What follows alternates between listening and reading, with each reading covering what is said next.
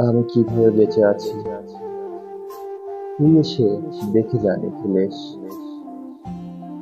এই কি মানুষ জন্ম, নাকি শেষ পুরোহিত কঙ্কালের পাশা খেলা?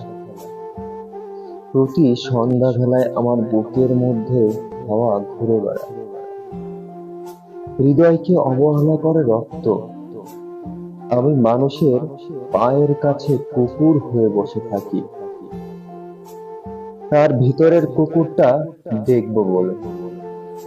আমি আক্রোশে হেসে উঠি না, আমি ছাড় পোকার পাশে ছাড় পোকা হয়ে হাঁটি, মশা হয়ে উড়ি একদল মশার খাঁটি অন্ধকারে।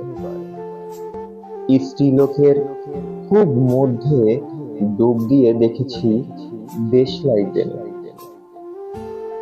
ও গায়ে আমার কোনো ঘর বাড়ি নেই। আমি স্বপ্নের মধ্যে বাবুদের বাড়ির ছেলে সেজে গেছি রঙ্গলীলায়। পরাগের মতো ফুঁদে উড়িয়েছি দৃশ্যলোক। ঘামে ছিল না এমন বন্ধক যাতে ক্রোধে জ্বলে উঠতে পারি। নিখিলেশ, তুই তুই একে কি বলবি? আমি শোবার ঘরে নিজের দুই হাত পেরেকে বেঁধে দেখতে চেয়েছিলাম, যিশুর কষ্ট কি খুব বেশি ছিল? আমি ফুলের পাশে ফুল হয়ে ফুটে দেখেছি, তাকেও ভালোবাসতে পারিনি। আমি আমি ঘামের মতো মুছে নিয়েছি পিতামহের নাম। আমি শ্মশানে গিয়ে মরে যাবার বদলে ভাইরি ঘুমিয়ে পড়েছিলাম। নিখিলেশ, আমি এইরকম ভাবে বেঁচে আছি।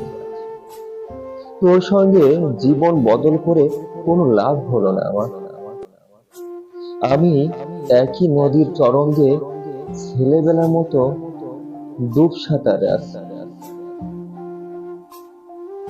অথবা চশমা বাঁধার মতো কয়েক মিনিটের আলোড়ন, অথবা গভীর রাত্রে সঙ্গমনিরত দম্পতির পাশে শুয়ে পুনরায় জন্ম ভিক্ষা। কেননা সময় নেই।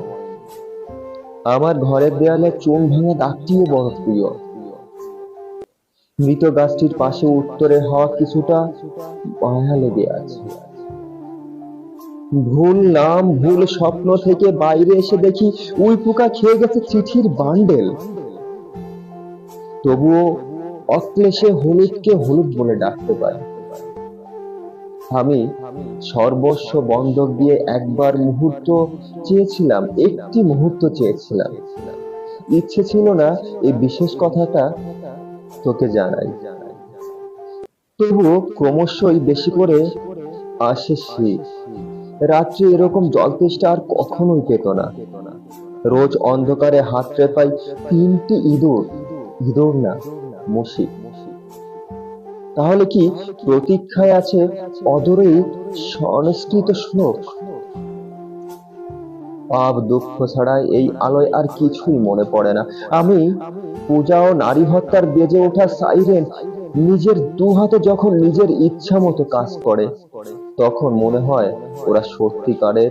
আজকাল আমার নিজের চোখ দুটো মনে হয় এক পলক সত্যি চোখ। এরকম সত্যি পৃথিবীতেও খুব বেশি নেই। ধন্যবাদ সবাইকে।